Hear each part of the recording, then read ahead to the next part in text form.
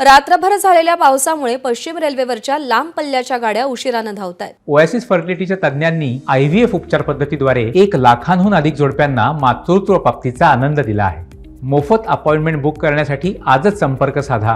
त्यासोबत लोकल सेवा सुद्धा उशिरानं सुरू आहे। वानगाव स्टेशनवर पहाटे ट्रॅक पाण्याखाली गेले होते।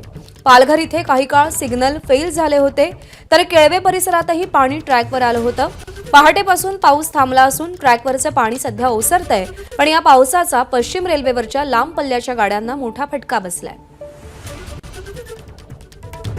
संतोष पाटील आपले प्रतिनिधी सध्या आपल्यासोबत आहेत। संतोष, रात्रभराच्या पावसामुळे पश्चिम रेल्वेला कसा फटका बसलाय आणि वेळापत्रक कसं विस्कळीत आहे?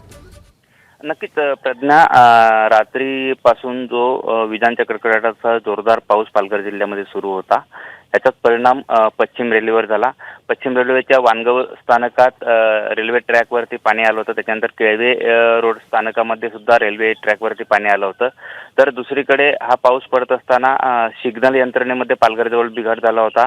तर केळवेजवळ रेल्वे ट्रॅकमध्ये सुद्धा बिघाड झाला होता आणि त्याच्यामुळे हा परिणाम आहे तो पश्चिम रेल्वेच्या ह्या सेवेवरती झालेला आहे।